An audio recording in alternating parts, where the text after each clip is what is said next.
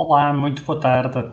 Nós hoje estamos aqui novamente em mais um episódio do Parar para Vender e vamos receber uma convidada e que grande convidada. Vamos receber Susana Barros. Susana Barros desempenhou funções de liderança e planeamento estratégico em empresas como a Procter Gamble durante mais de 25 anos em áreas tão diversas como vendas, marketing, desenvolvimento de produto e gestão de marca.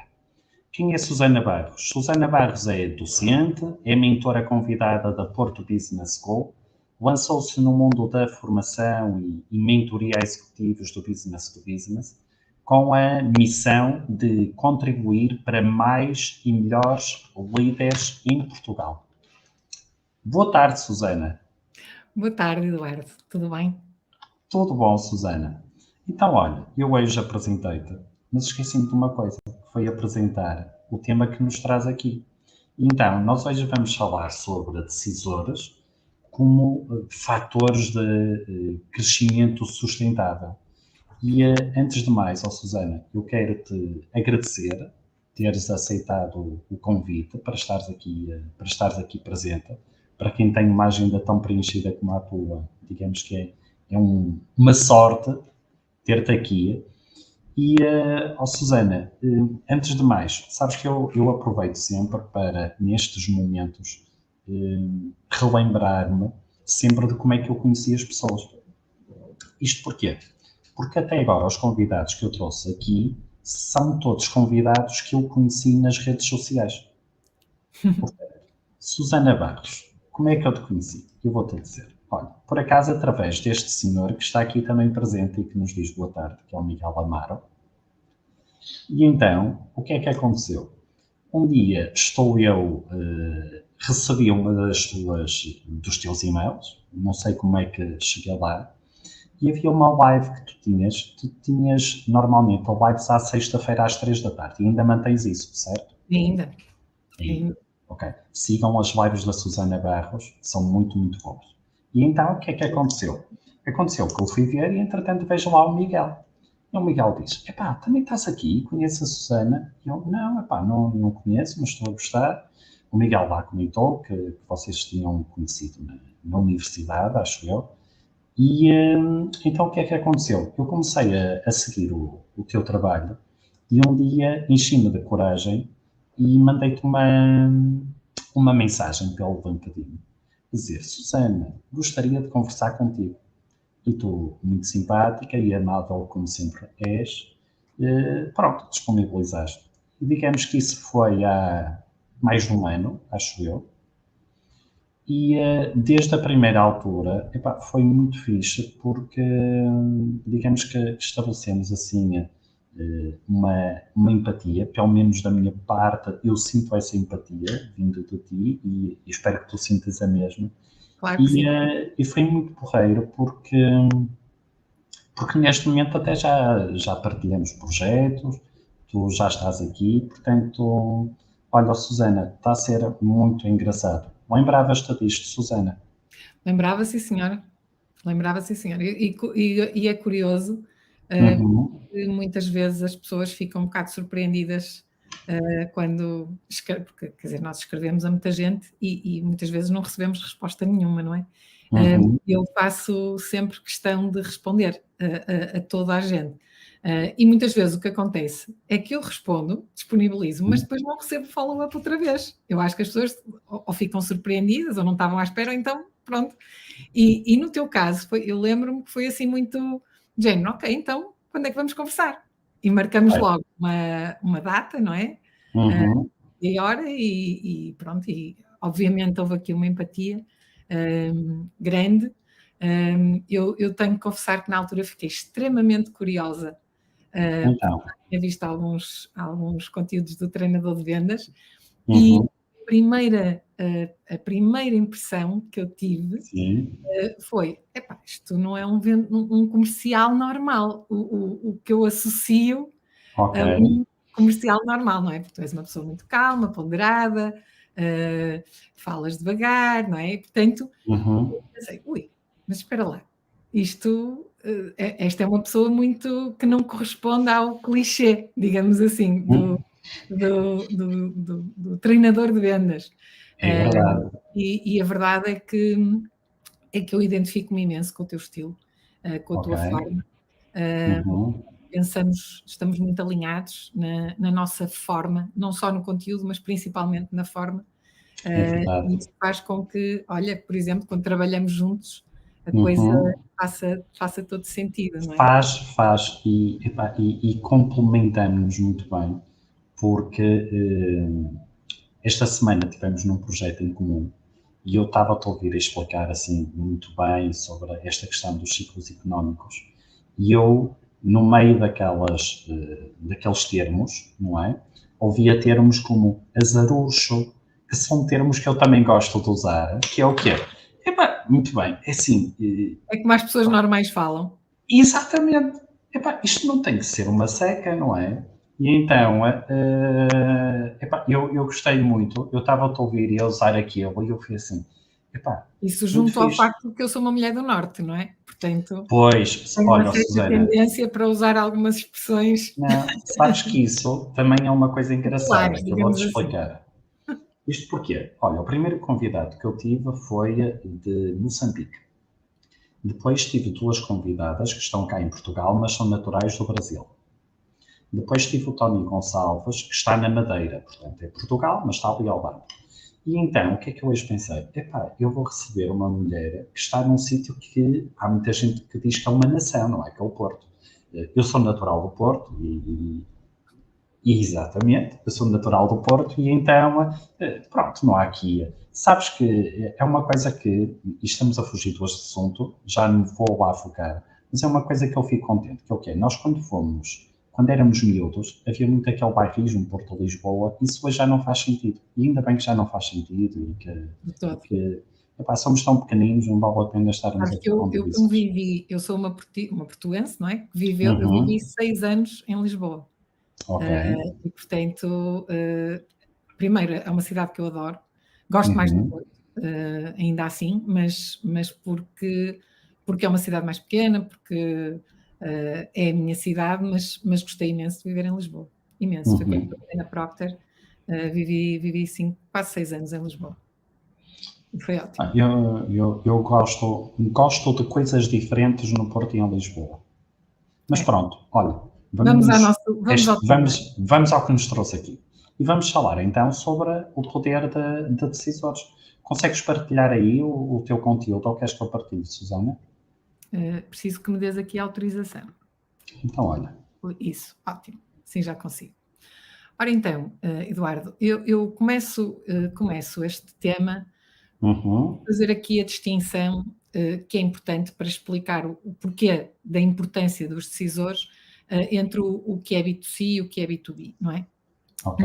Nós tipicamente, quando falamos de uma compra, de uma relação B2C, estamos a falar de consumidor final, não é? E, portanto, Uhum, a maioria dos consumidores faz uma compra emocional, ou seja, eles compram pela marca, pela imagem, não é? ok. E não tanto apenas e só pela funcionalidade. Enquanto que no B2B, tipicamente, a compra acaba por ser mais racional. Porquê? Porque eu estou a comprar para a minha empresa. Eu tenho determinados Uhum, requisitos, eu tenho aqui critérios de rentabilidade, critérios de serviço, critérios de tempo, que fazem com que eu tenha que ser muito racional, até porque, em muitos casos, é a reputação de quem está a escolher um fornecedor numa empresa que está em jogo, não é? Portanto, eu exatamente. escolher um mau fornecedor e prejudicar com isso a minha empresa, os meus clientes, naturalmente é a minha reputação que está em jogo. Depois, Uhum, o B2C acaba por ser tipicamente um produto standard, enquanto que na maioria dos casos o B2B é um produto customizado.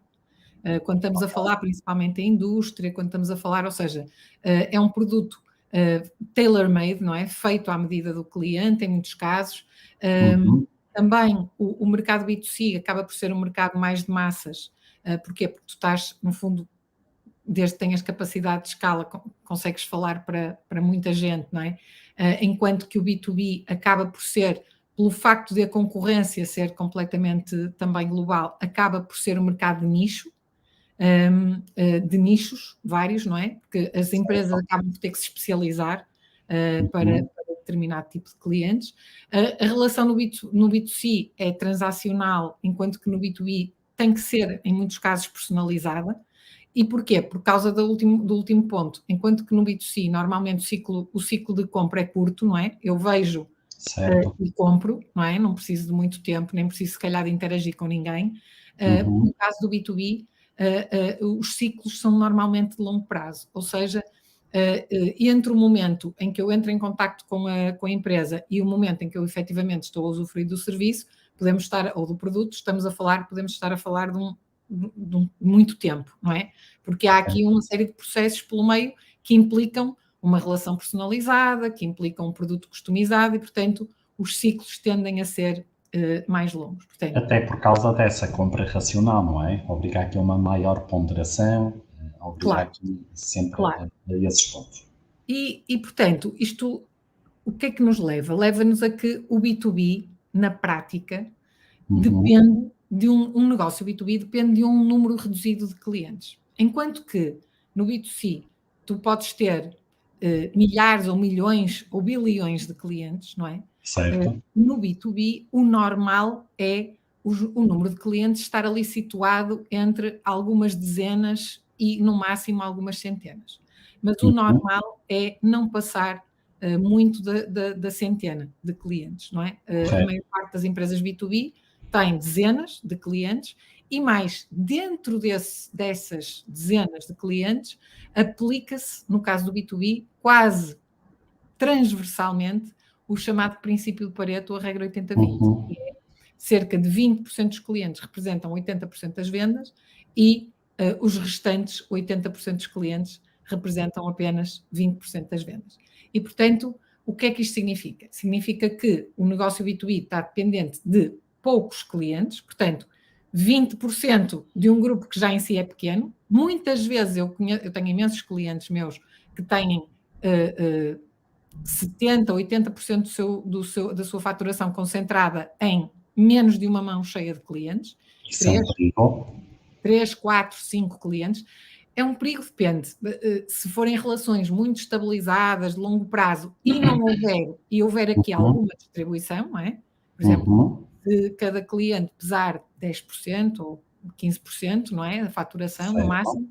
Agora, quando temos uma empresa que depende, por exemplo, a 60% ou a 70% de um só cliente, pois é isso que eu me refiro. Isso é obviamente um risco elevadíssimo, não é? Portanto, acho que eu no tempo do seguro de crédito, não é? Trabalhei muitos anos no seguro de crédito, havia muitas empresas têxteis que era um perigo aquilo, porque 80% da faturação era grupo Inditex. Eu conheço também várias nessa situação, em que basta o grupo Inditex um ano decidir que vai deslocalizar determinado tipo de produção e a empresa fecha. Não é? Acabou. Claro. E infelizmente também conheço vários casos, porque como tu sabes eu trabalhei vários anos na indústria têxtil. Não é? Depois, para além de serem poucos clientes, e dentro desses poucos haver uma mão cheia que realmente representa a maioria das vendas, depois ainda estamos a falar de poucas pessoas, não é? Sendo que poucas pessoas, mas dentro da organização cliente, nós temos vários papéis, vários tipos de papéis. Podemos ter desde o decisor, o influenciador, o comprador, o utilizador, e todos estes papéis são diferentes e exigem uma proposta de valor. A proposta de valor da empresa, de quem está a fornecer, é obviamente a mesma, mas o discurso tem que ser adaptado às necessidades de cada um destes personagens, não é? Destes papéis. Concordo.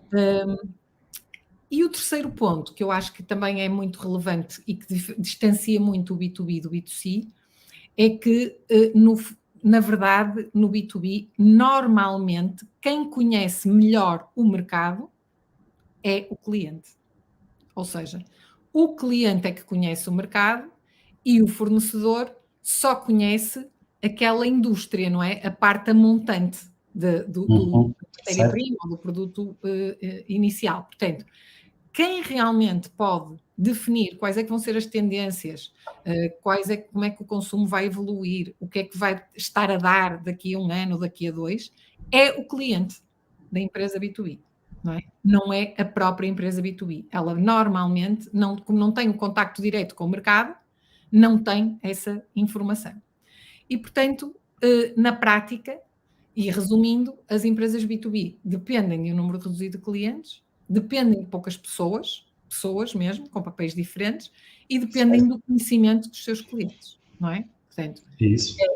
e isto torna os negócios B2B muito mais propensos ao risco, digamos assim, do que os negócios B2C, não é? E o que acontece é que, normalmente, dentro das empresas, a estrutura, dentro da empresa cliente, a estrutura é tipo uma pirâmide, não é? Temos cá em baixo os utilizadores, os consumidores, que são quem utiliza o produto ou serviço. Depois temos os compradores, que são responsáveis pelo procurement e pela compra ongoing. Depois há aqui um conjunto, normalmente, de influenciadores, que podem ser, muitas vezes, os departamentos de IT, o departamento financeiro, não é? Que tem aqui o departamento de recursos humanos, que tem aqui sempre um papel, não é? No fundo, de advisors, de influenciadores, e depois há um decisor, ou 2 decisores, ou 3 decisores. Na maioria das empresas há uma pessoa que decide. Em empresas Olha, muito Susana, grandes, concordas que os consultores também podem ser grandes claro, influenciadores? claro, enormes influenciadores, enormes influenciadores. E há negócios onde o consultor é claramente a chave para chegar ao decisor, não é? Portanto, há N negócios que... Aconteceu-me, eu andei para aí durante 2 anos atrás de uma empresa do setor agrícola. Pá, eu reunia-me com o dono e não conseguia fechar o negócio. Até que um dia falei com uma empresa geograficamente próxima e disseram-me assim: "Oh, Eduardo, com quem se está a reunir?" E eu disse: "Pá, é com o dono." Eduardo, esqueça. Marca uma reunião com um consultor financeiro, que era uma pessoa que ia lá uma vez por mês. Reuni-me com ela, passado um mês tinha o contrato assinado. E andei lá 2 anos, a ver, a passar os chapéus, não é? Como se costuma dizer. Mas, Acontece imenso, imenso, Eduardo. E, portanto, é muito necessário nós entendermos quem é que são estes influenciadores, não é? Por exemplo, eu há pouco tempo trabalhei aliás, não foi há pouco tempo, ainda estou a trabalhar, com uma empresa de estofos que fornece B2B, que fornece material de estofos para a indústria hoteleira, para a indústria da hospitalidade, etc., não é? Para a certo, hotelaria. E quem é que são os influenciadores no caso deles? São os arquitetos, não é? São os arquitetos e os decoradores. Esses é que são os influenciadores. Eles não vendem ao decorador. O decorador não faz estoque nem compra matéria-prima. Ele limita-se a aconselhar os seus clientes hoteleiros, etc., não é? A adquirirem determinado produto, determinada correto. matéria-prima. Portanto, muitas vezes essas pessoas são elas que influenciam, que decidem qual é a marca ou qual é o fornecedor com quem se vai trabalhar. Porquê? Porque eles trabalham com determinados prazos, trabalham com determinado tipo não é? de características do produto, de preços, etc., da sua rentabilidade, e, portanto, eles são os grandes influenciadores. E eles não estavam, nem se lembraram que precisavam de atacar esse grupo para poderem, por exemplo, posicionar-se melhor no seu mercado. E eu acho que é necessário olhar para isso também. Mas a verdade, nesse caso em específico, por exemplo, no que tu estás a dizer, o consultor não é um influenciador, é ele o decisor na prática. Ok. Apesar de não ser ele que passa o cheque, não é? Mas é como se fosse ele a passar o cheque, porque quem passa o cheque só passa o cheque se for aconselhado a, não é? Portanto, esse papel que tu referiste, na prática, é esse o decisor, não é? Ok. E o que é que acontece muitas vezes nas empresas? É que as empresas estão a falar para quem vai utilizar o produto e para os compradores, para quem compra, e não estão a falar para quem decide, nem para quem influencia. Não é? Porquê? Porque muitas vezes é o vendedor, o único contacto da empresa que vende com a empresa que compra é o vendedor, muitas vezes, e o vendedor só chega até um determinado ponto, não é? Só chega até a quem vai comprar. E muitas vezes quem compra não é quem decide. Quem compra não é quem decide a estratégia de longo prazo, não é quem decide com quem é que nós vamos fechar contratos. Não é? Limita-se a gerir o preço, o dia a dia ongoing, não é? Da compra. E, portanto, muitas vezes o que acontece é nós estamos a comunicar, não é? Maioritariamente para quem não decide. Esta pirâmide verde que nós vemos aqui. O que está aqui é um estudo, por acaso agora não me estou a lembrar de qual é a consultora, tenho quase a certeza que é Gartner, que diz que 70% a 80% dos esforços de comunicação e de marketing estão dirigidos aos compradores e utilizadores, 15% a 20% aos influenciadores e apenas 5% a 10% aos decisores. E esta pirâmide devia ser invertida. Nós, obviamente, também temos que falar para compradores e utilizadores, mas devíamos falar muito mais para decisores. E a questão é, como é que chegamos aos decisores? Não é? Olha, a Mónica está aqui a dizer, concorda plenamente. Muito obrigada, Mónica. A Mónica está a falar de Inglaterra. Está a falar de Inglaterra? Muito bem. É. Ela fala de Inglaterra com sotaque brasileiro. Muito bem, muito bem. Bem-vinda, Mónica. E, portanto, o que acontece aqui é nós temos que encontrar formas de chegar às empresas fornecedoras, não é? B2B, têm que encontrar forma de chegar aos decisores. E, normalmente, o caminho para chegar ao decisor, qual é? É via o próprio CEO da empresa, o próprio dono da empresa, o próprio empresário. E eu vou-te dizer, estou cansada, eu ia dizer careca, mas depois já sei que tu levas a mal. Não levo. Isso é uma piada, é uma private. Careca de ouvir os meus clientes B2B a dizem, mas Susana, mas eu vou agora, assim do nada, marcar uma reunião com o CEO ou com o decisor do meu cliente. Quer dizer, sei lá, ele se calhar nem me vai receber, tem uma pessoa muito ocupada e não sei o quê. E a minha resposta é, se por acaso o seu maior fornecedor ou um dos seus maiores fornecedores viesse ter consigo e lhe dissesse, olha, eu gostava imenso de me reunir consigo para perceber a sua estratégia e para poder alinhar a minha estratégia com a sua de forma a poder servi-lo melhor. E gostava de lhe roubar meia hora, 40 minutos, para falarmos pessoalmente sobre este assunto. O que é que você dizia? Eu claro que estava interessado. Então? Olha, Susana, nem de propósito. Eu ontem comecei a ler o livro Fanatical Prospecting, do G.B. Blunt. E ele diz que a maior dificuldade na prospecção, que no fundo é o que estás a comentar, está em pegar no telefone e fazer a chamada. Está em pegar no computador e enviar o e-mail.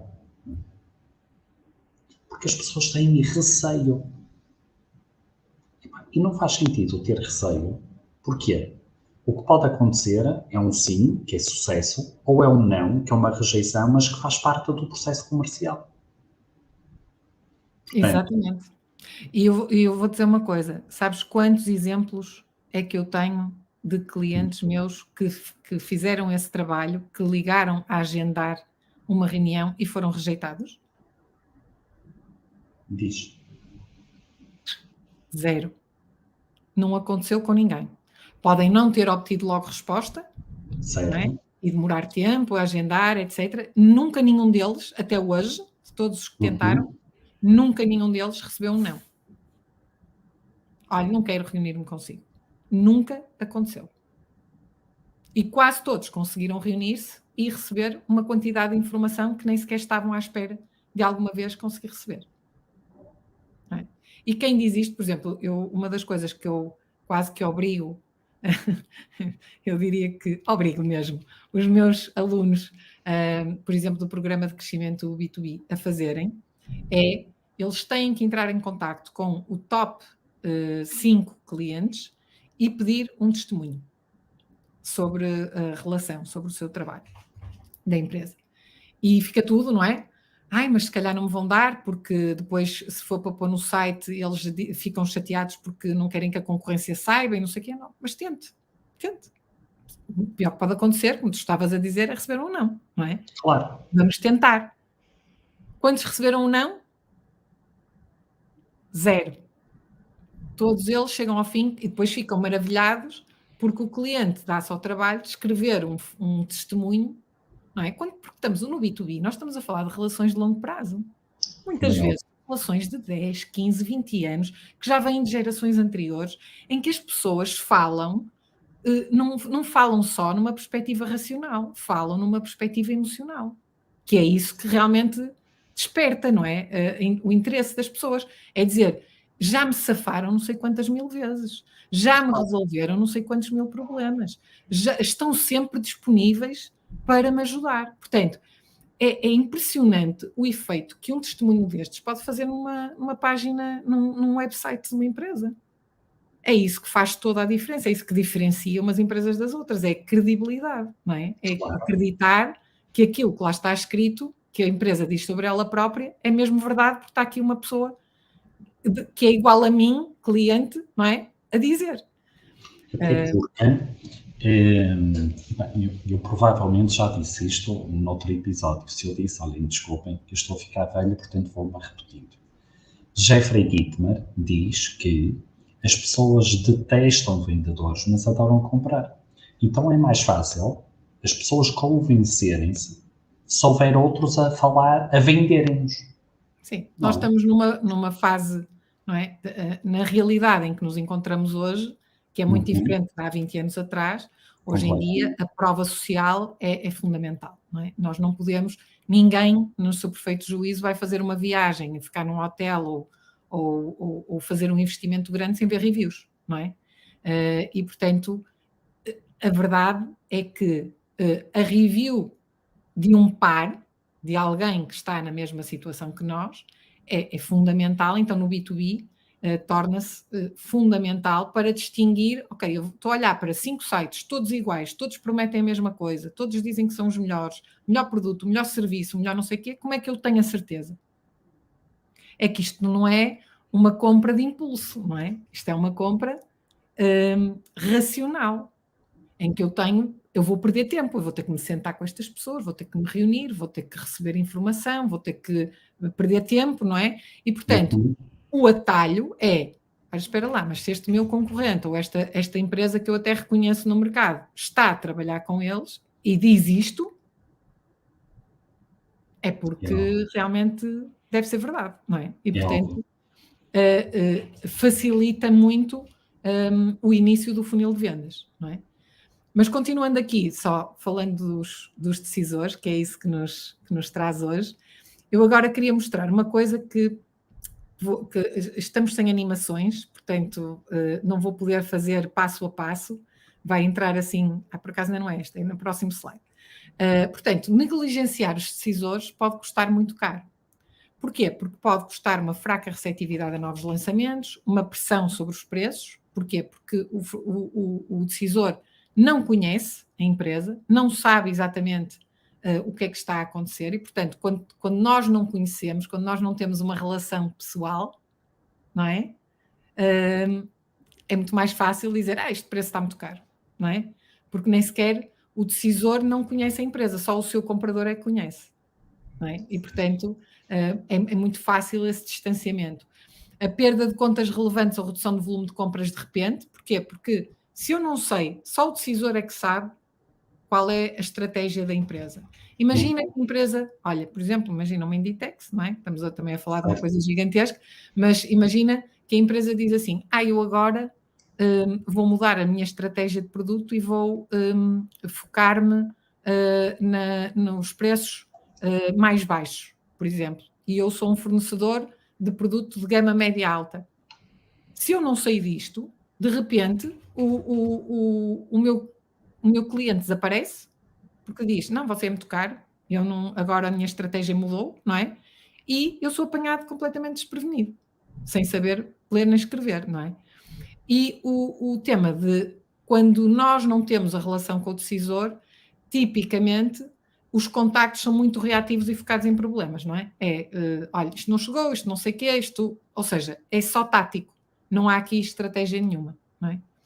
E, portanto, eu queria só, este é um slide assim um bocadinho, pronto, mais complexo, mas eu vou explicá-lo bem. Normalmente, o que acontece nas empresas B2B é que, quando nós queremos inovar, o que é que nós fazemos?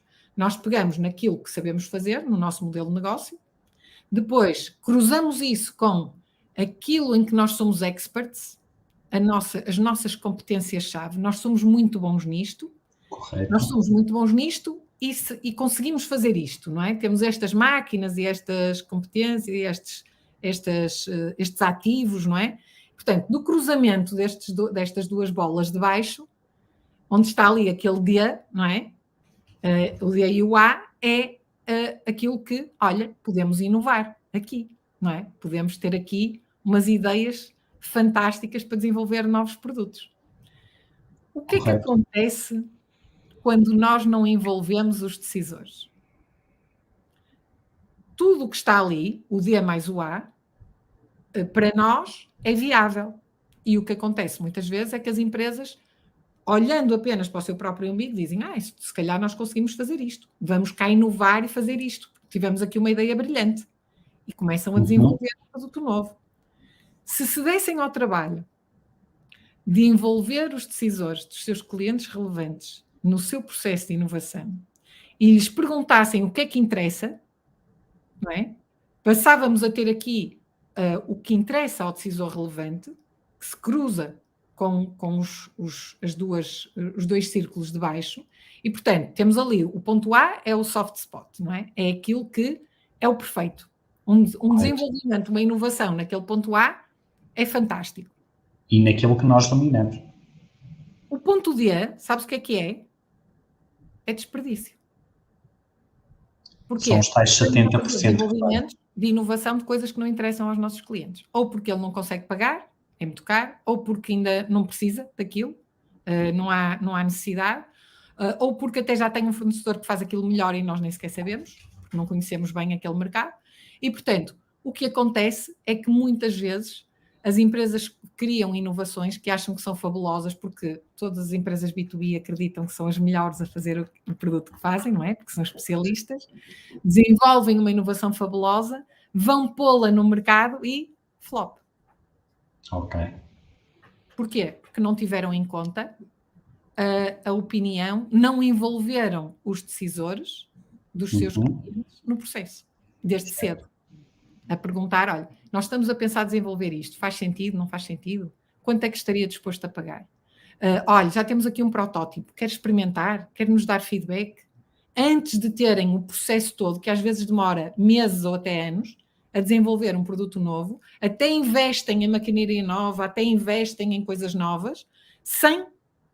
é como pôr uma velinha. Ir a Fátima e pôr uma velinha, não é? 70% vai falhar.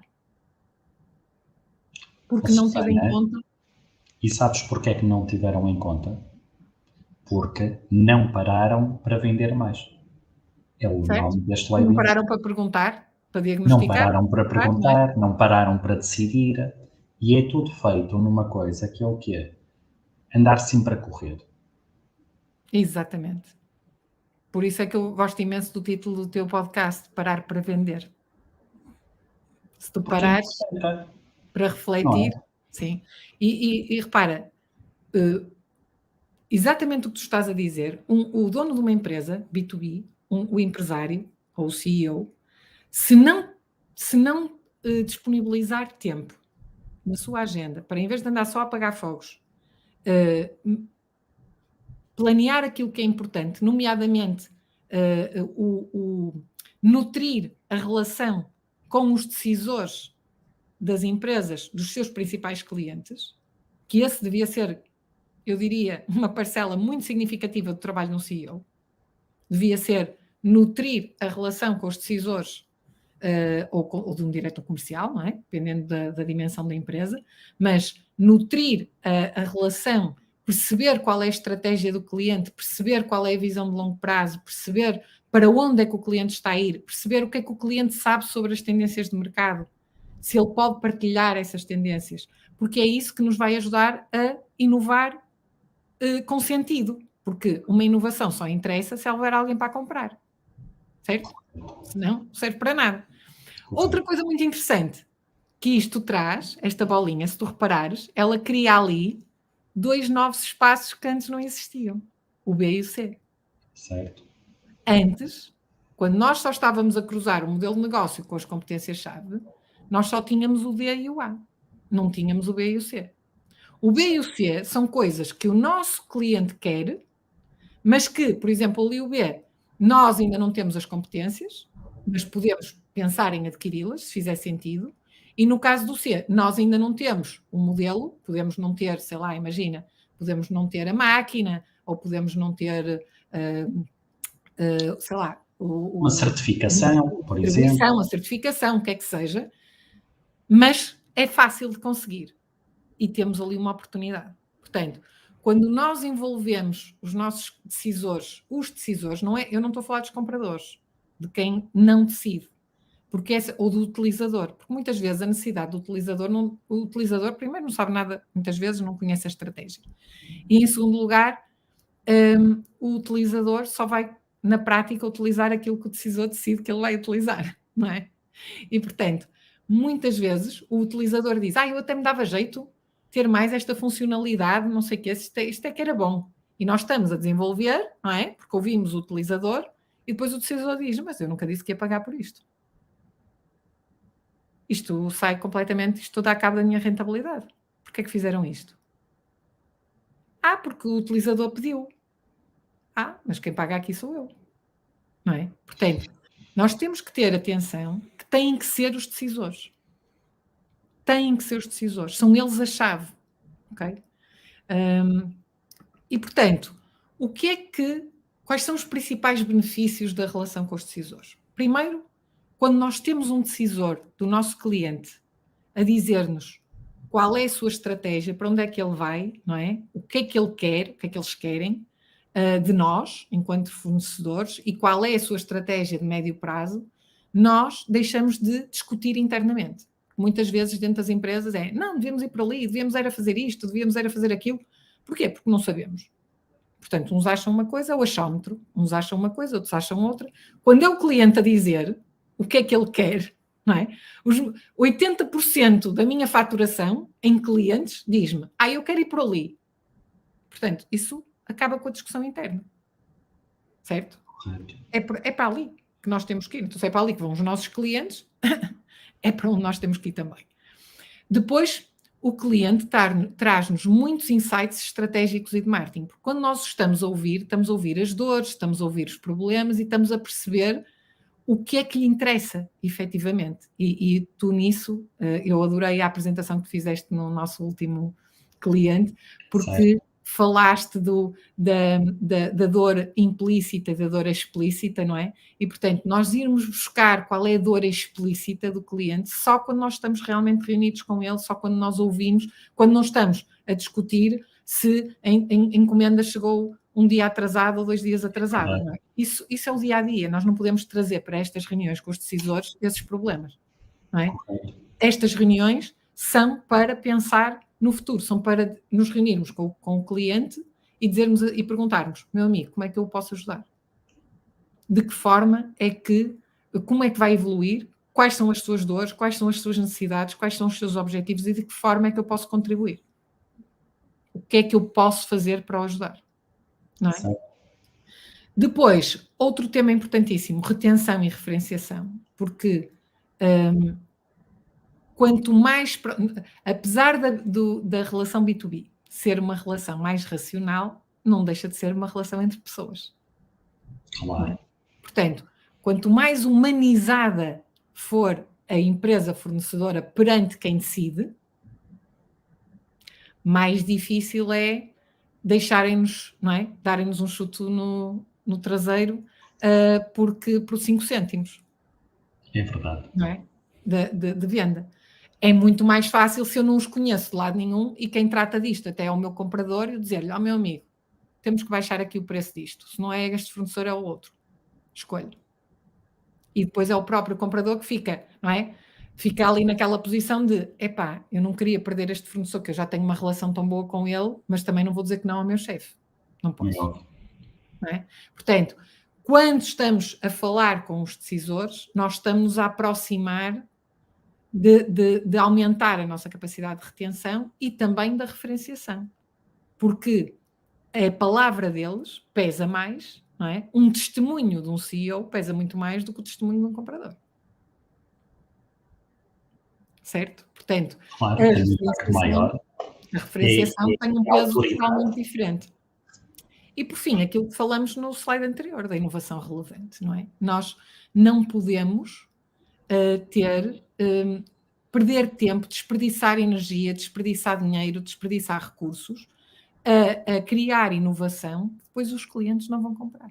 Os clientes relevantes. E isto, infelizmente, acontece com quase todas as empresas que eu conheço.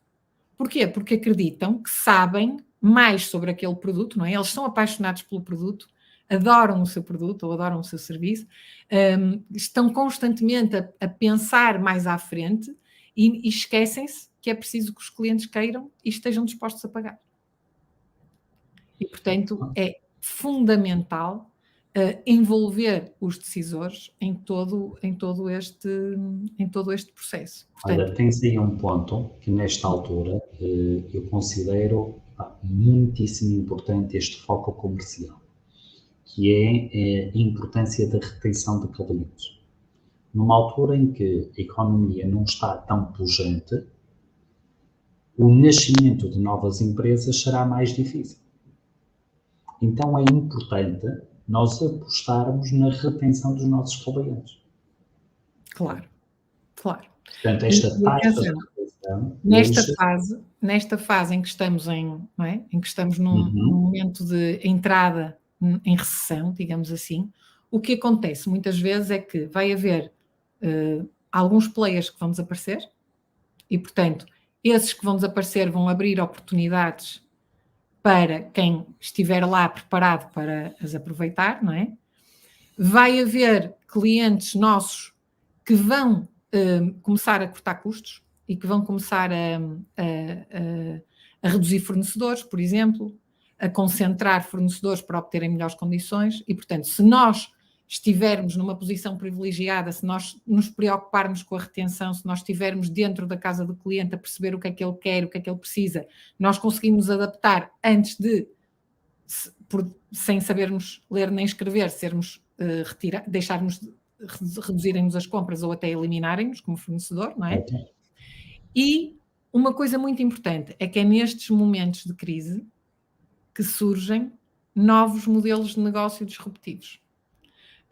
Empresas que olham para o mercado e percebem, espera lá, todos os clientes neste momento estão a ter esta necessidade e não há ninguém das empresas tradicionais que a faça, que a satisfaça. E, portanto, entram com um modelo mais ágil, mais rápido, mais lean, mais frugal, não é? Com menos peso de custos e mais rentabilidade e, de repente, conseguem oferecer condições que nenhuma das outras, por causa do peso da estrutura que tem, por causa do legado que tem, por causa dos sistemas que tem, consegue. Correto. É? Portanto, nós temos que estar extremamente atentos e cuidar dos nossos clientes, principalmente daqueles 20% de clientes que representam 80% da faturação, nós temos que andar com eles ao colo mais do que nunca durante estes períodos desfavoráveis. É verdade. Fundamental. Olha, e a malta está a gostar. Excelentes pontos, Suzana. Estás a ver? Muito obrigada, Mónica. Palmas. Eu não sei se é Malta ou se é Mónica, mas fico é muito Mónica. Bem, eu tenho aqui o José Idelson que diz que gostaria como resolver um problema, mas não identifica o problema. José, ele vai já explicar. Se puder, identifique. Claro então que vamos sim. lá. Força, Suzana. Mas pronto, só para explicar que esta é a chave, não é? A relação direta com os decisores é a chave para o crescimento rentável e sustentável. E aqui o meu último slide, que é o resumo, para crescermos de forma rentável e sustentável, precisamos de envolver os decisores na formulação da sua estratégia, não é? Da nossa estratégia. Precisamos de alavancar o conhecimento que eles têm para inovarmos com impacto e entregarmos mais valor, e precisamos de construir e nutrir relações de parceria para acelerar este crescimento. Portanto, é fundamental criar esta relação, investir tempo, energia em manter esta relação, encontrar os momentos-chave 2 ou 3 vezes no ano em que conseguimos estar com os decisores, os donos das empresas, os diretores comerciais das empresas, encontrarem sítios onde possam estar com os decisores dos seus clientes, não é? Porque é fundamental manter estas relações e nutrir estas relações e perceber para onde, qual é a estratégia do cliente e para onde é que ele está a ir.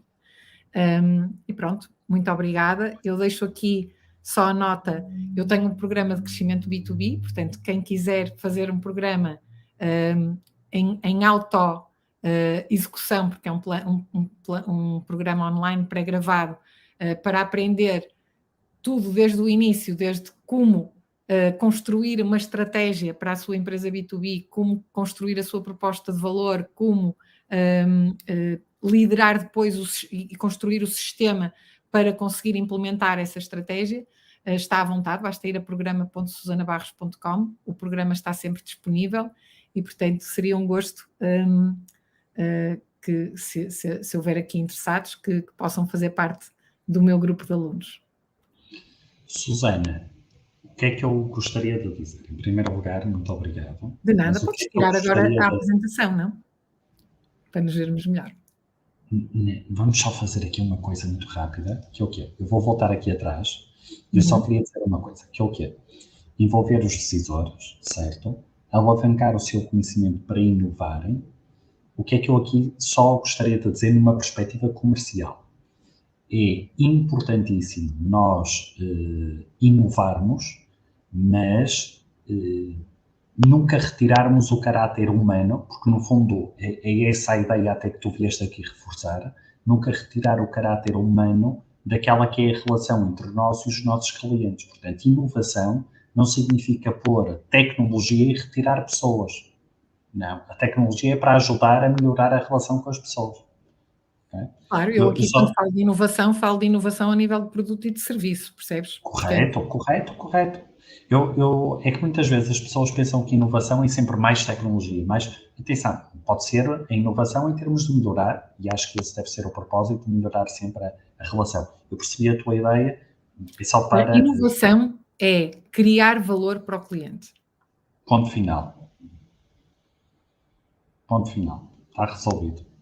O que é que eu quero dizer? A mim custa-me acreditar que haja ainda alguém que não conheça a Susana Barros.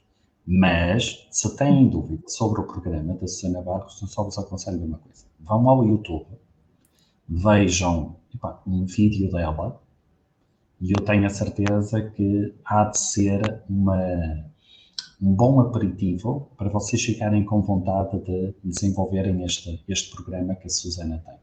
Os vídeos dela são muito bons. A Susana sabe que muitas vezes são a minha companhia quando eu estou a fazer trabalho, em vez de ouvir um podcast, ouço um vídeo dela, e de vez em quando mando-lhe assim um e-mail: olha, Susana, gostei, olha, Susana, muito obrigada. Olha, Susana, devias fazer um podcast disso. Também. Oh, Susana, mas isso tem a ver com outra coisa, que é o quê? Olha, são estas parcerias que tu falaste. Eu acredito muito no valor da interdependência. Eu acredito muito que as pessoas juntas conseguem produzir mais e melhor. 100% e como tu sempre demonstraste ser uma pessoa humilde, eu estou contigo à vontade para dizer assim: ó Susana, tens conteúdo tão bom, porquê que não fazes um podcast? Ok? Portanto, foi por aí. Então, vamos aqui ver. Temos aqui perguntas, Susana. Olha, e não é normal termos tantas perguntas. Portanto, vamos a isso. Olha, temos aqui o Luís Salvador. O Luís Salvador está-nos a ouvir da Moçambique. E o que é que nos diz o Luís Salvador?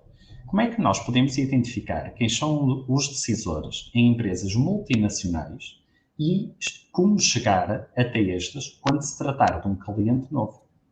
Muito bem. Luís, Susana, muito obrigada pela pergunta. Acho que é uma ótima pergunta, fantástica. E eu tenho aqui pode chegar às pessoas de várias maneiras. Uma forma simples, hoje em dia, de chegar a estas pessoas é via LinkedIn. É conhecer, sabendo o cargo, não é? E a empresa, é relativamente fácil, quase toda a gente está no LinkedIn hoje em dia. E, muitas vezes, primeiro, a abordagem direta, se estivermos a falar de um decisor de uma multinacional, teria sempre que ser via ou o diretor comercial ou o CEO da empresa, o dono da empresa, não é? Que entra em contacto e que diz, olha, gostava de fazer parte da sua rede, não é? Porque seria uma forma de fazer um primeiro nível de conexão. E depois há aqui uma coisa que tem que ser feita, porque muitas vezes nós temos alguma dificuldade em abrir a primeira porta, não é? Em pôr o pé na porta. E muitas vezes, hoje em dia, isto passa por quê? Por oferecer conteúdo, oferecer informação valiosa, não é? Portanto, imagine que o CEO ou o diretor comercial da sua empresa convida no LinkedIn o diretor, o decisor de uma empresa multinacional e ele aceita, não é? O primeiro passo não pode ser, olha, agora que já aceitou, tome lá, está aqui a apresentação da minha empresa, não é? E compre-me a mim que eu sou maior. Não pode ser isso, não é? Vai ter que ser, olha, tenho aqui este artigo que eu acho que pode ser de extremo interesse para o seu negócio, não é? E, portanto, eu identifiquei um artigo que creio que vai acrescentar valor, ou até a minha empresa produz um determinado, sei lá, blog ou informação, ou um paper qualquer, que fala de uma tendência importante no mercado neste momento, e eu vou começar a oferecer informação valiosa àquele cliente. O que é que isto significa? Significa que, se a informação for valiosa, ele vai-me agradecer e vai-me perguntar, vai-me fazer perguntas ou vai-me devolver, vai-me abrir um canal de comunicação, não é? E é o abrir este canal de comunicação que nos vai permitir, primeiro, sermos top of mind quando ele precisar, não é? E, eventualmente, depois de 1, 2, 3 envios de informação valiosa, nós podermos, por exemplo, perguntar se não podemos apresentar os nossos serviços e agendar uma curta reunião por Zoom ou o que quer que seja. E aqui vai entrar o gatilho mental da reciprocidade, não é? Nós todos somos seres humanos, incluindo os diretores decisores de empresas multinacionais, às vezes não parecem, mas são também seres humanos, e, portanto, todos temos no nosso software de origem, não é? Aqui no software de origem, temos cá uns programas instalados, e o programa da reciprocidade é um programa que toda a gente tem instalado, que é, se alguém me oferece alguma coisa que para mim é valiosa, de forma gratuita, eu vou querer dar alguma coisa de volta. Vou-me sentir na obrigação, biologicamente, vou-me sentir na obrigação de dar alguma coisa de volta. E, portanto, eu acho que este é um caminho, e como eu costumo dizer, esta informação não constrói só reciprocidade, ela constrói autoridade, portanto, ela mostra que quem está a enviar a informação percebe daquele assunto, percebe daquela dor que aquele cliente tem, ok? E também está, se for uma informação pensada de forma inteligente, a construir o critério de compra. Ou seja, a dizer, tu para escolheres uma solução para este teu problema, deves considerar este e este critério. By the way, critérios que a sua empresa cumpra, não é? Melhor do que a sua concorrência. E, portanto, eu diria que esta é a forma inteligente e digamos, sustentável de entrar. Outras formas é, por exemplo, feiras, saber se o cliente vai estar presente numa determinada feira e procurar agendar uma conversa numa feira, eventos de networking, eventos de, por exemplo, se vão dar uma formação num determinado assunto que é do interesse daquele cliente, convidarem alguém do cliente para assistir gratuitamente à formação, não é? E a pessoa perceber que a empresa tem soluções e, portanto, depois começar a subir na escada, não é? Há muitas formas. Eu diria que a primeira é começar pelo LinkedIn e hoje em dia costuma ser essa a mais fácil e rápida, mas acima de tudo pensar em oferecer informação valiosa. Susana, Espero só ter acrescentaria uma coisa, que era o quê? Muitas vezes perguntam-me assim, mas se eu entro em contacto com alguém do LinkedIn, porquê é que não devo vender logo? Por uma questão muito simples. Vamos imaginar que nós não estamos a falar de negócios, mas estamos num bar, ok? E vemos alguém que nos parece interessante. Seria estranho chegarmos ao pé dessa pessoa e dizer assim, olha, eu chamo-me António e tenho um interesse provavelmente de algum dia vir-me a casar consigo. É exatamente isto que se passa quando numa abordagem vocês chegam a um cliente e dizem, eu sou o Pedro, consultor comercial da empresa X e vendemos isto. Não faz sentido. Primeiro criem a relação, ok? Com todas estas dicas que a Susana disse, mas é importante não assustar as pessoas, não é? Porque as pessoas... E eu ainda dou uma chega adicional, que é, eu vou dar o meu exemplo. Eu quando trabalhava na Sport Zone, fui diretora de marketing fui diretora de marketing, depois fui diretora de desenvolvimento de produto, e enquanto diretora de desenvolvimento de produto, o meu LinkedIn era invadido diariamente por fornecedores da China, do Bangladesh, porque dizia lá Head of Product Development e, portanto, eles andavam à procura dos Heads of Product Development do mundo inteiro e eu levava com 30 apresentações diárias e vou-vos dizer, a apresentação era sempre igual. Tenho aqui a apresentação do nosso produto, olha, nós produzimos estes produtos todos, nós somos os melhores em serviço, nós somos os melhores em preço, nós somos os mais rápidos e somos capazes de fazer tudo. E, portanto, como era nós, nunca era eu o cliente, não é? Claro. Portanto, para mim, era tudo igual e, portanto, era impossível tomar uma decisão. Logo, não decidia, não respondia, não é? Claro. E focava-me nos fornecedores que conhecia. Claro. A forma de começar a perceber, criar esta relação, é uma forma de começarmos a perceber as dores. Quais são as dificuldades do cliente, quais são as dores, quais são os problemas do cliente. E aí sim perceber se a nossa solução é efetivamente a melhor solução. E quando escrever, quando for para vender ao cliente, não comece com nós fazemos isto, nós fazemos aquilo. Você precisa disto, você tem este problema, você tem este não sei o quê, e olha, by the way, nós temos aqui uma solução que pode ajudar. Não é? Portanto, quando começamos a relação cedo demais a despejar para cima do outro aquilo que nós temos, a probabilidade dele acreditar em nós ou de achar que nós somos assim tão diferenciadores é baixa. Claro que sim. Ora bom, o José Idelson então comentou, isto é uma mensagem longa em que ele primeiro mandou uma mensagem a dizer, muitos decisores disponibilizam o seu tempo aos vendedores e, no entanto, às vezes nem precisam do serviço por várias razões, como falta de necessidade, já ter um fornecedor, etc.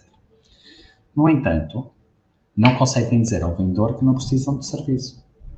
E ficam, portanto, deixam a coisa em aberto, não é?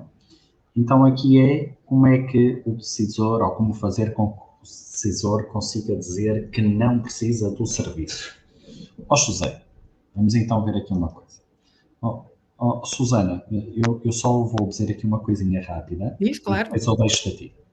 José, aqui a ideia não é o decisor dizer que não precisa do serviço. Aqui a ideia é fazer com que o decisor diga que precisa do serviço. Sim, não, o que eu percebi que o José queria é não deixar aquilo em aberto, em suspenso, porque está a consumir recursos do vendedor, não é? Que está sempre a insistir e não sei o quê, quando o cliente realmente não está interessado. Eu penso que foi essa a intenção. É isso.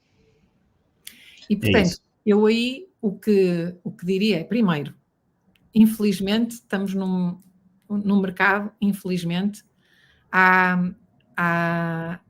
eu acho que é uma questão de educação. E acho que é muito triste que um comprador que está numa posição de força em relação ao vendedor, não é? não responda quando recebeu, porque uma proposta, à partida, implicou esforço, implicou tempo, implicou trabalho por parte do fornecedor. Em muitos casos, até é algo que, em muitas empresas, até é algo que é o que consome a maior parte dos recursos, é dar preço, não é? Construir uma proposta, porque normalmente é sempre uma necessidade especializada, é uma necessidade customizada, portanto, é algo que dá trabalho, não é? A fazer, e portanto envia-se e depois a pessoa não diz nada, não é? A minha recomendação para isso é faz a primeira insistência, não é? Diretamente diz, por favor, eu só lhe peço que me dê feedback, sim ou não é? Vai querer ou não vai querer. Se não houver resposta, esqueça.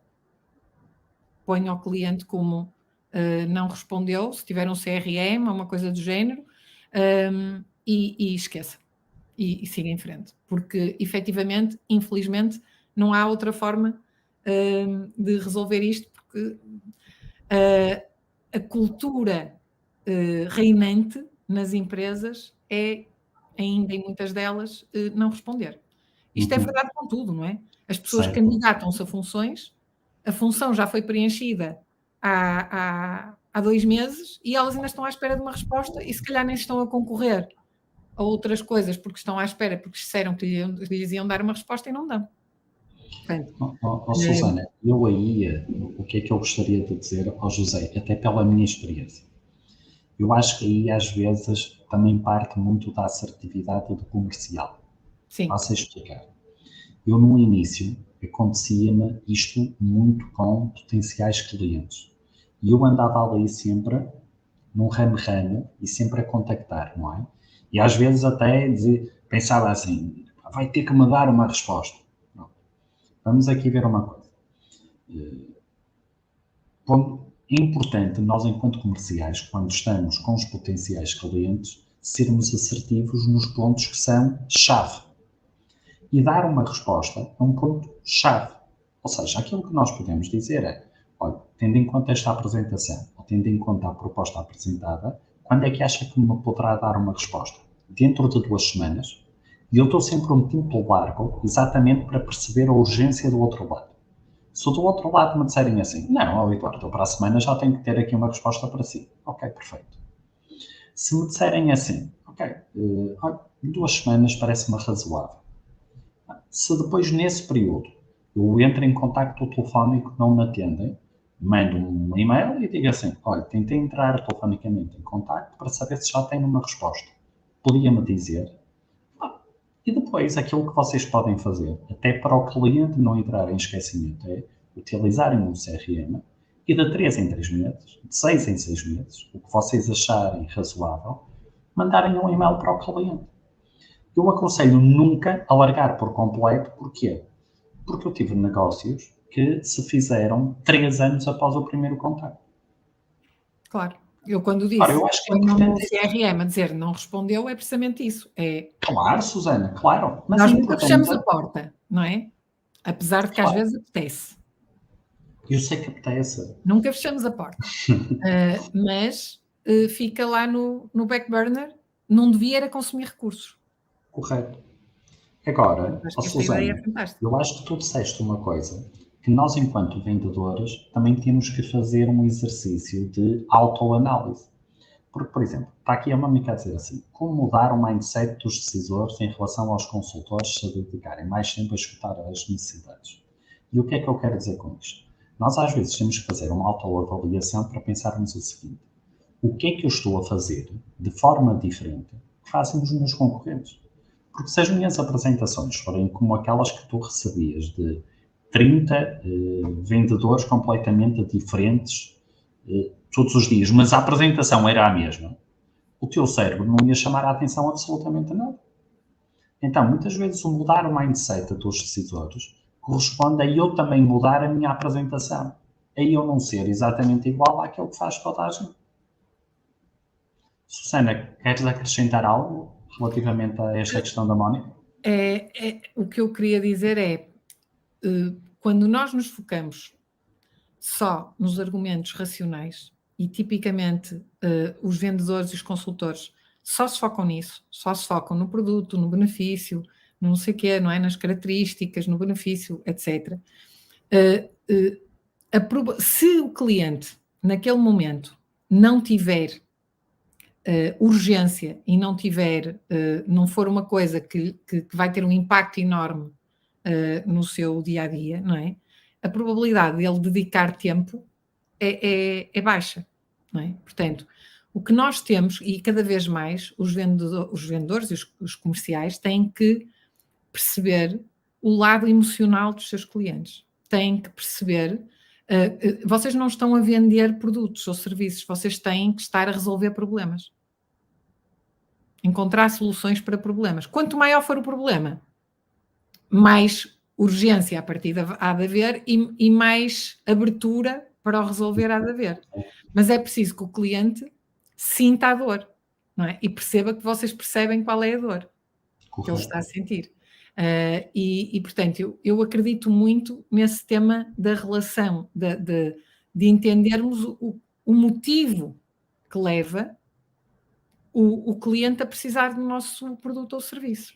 E não apenas e só apresentar o produto e serviço tal qual ele é. O porquê aqui, porquê vocês, porquê que vocês estão mais bem equipados para resolver aquele problema do que a vossa concorrência é fundamental. Correto. Olha, Susana, eu gostei muito desta conversa. Eu também. E a malta também gostou. Temos aqui o Miguel Amaro, perdão. Obrigada, Miguel. A dar-nos os parabéns. Temos aqui a Mónica, também a dar-nos os parabéns. Obrigada, Mónica. E quem é que temos mais? Temos aqui o José Idelson, também a fazer exatamente o mesmo. Portanto, eu antes de nos despedirmos, quero reforçar aqui duas coisas. Primeiro, ponto número 1. Não se esqueçam de visitar as redes sociais da Susana Barros. Ponto número 2, Susana, muito obrigado pela tua disponibilidade e foi um prazer enorme. Espero que nos encontremos cada vez mais em mais projetos, porque... Não tenho mais pequena dúvida. Eu também não, Susana. Olha, muito obrigado. Eu é que agradeço o convite, Eduardo. Gostei muito de estar aqui. E este é um tema, como tu sabes, eu adoro falar sobre tudo o que tem a ver com o negócio em geral, mas principalmente com o negócio B2B.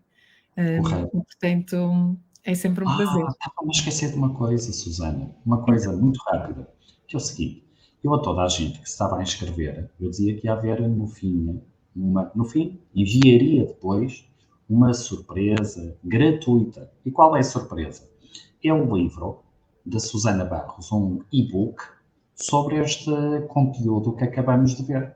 Portanto, quem se inscreveu... É um e-book simples, acho que são para aí 15 ou 20 páginas, fáceis de ler, mas que tem toda esta parte, no fundo, todo o conteúdo que eu falei hoje, de uma forma mais estruturada e mais densa.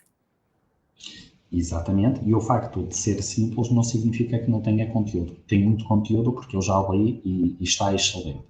Portanto, toda a gente que se inscreveu nesta live vai receber esse e-book que foi facilitado pela Susana Barros, o que só mostra a amabilidade dela. Alto, o Luís Salvador manda aqui uma última pergunta. Se fizermos estas lives por Zoom ou Team, para que os participantes possam colocar as questões sem ser a escrever, para que seja mais fácil a explicação. Em vez de usares o StreamYard...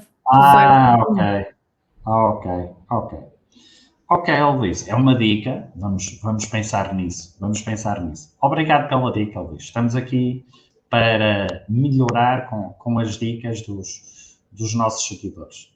Vá, Susana, muito obrigado. Muito obrigada, Eduardo, foi um prazer. Então, foi mais um episódio do Parar para Vender. Eu espero contar convosco, estaremos aqui dentro de 15 dias e será com toda a certeza mais um tema que vai ser de todo o vosso interesse. Muito obrigado.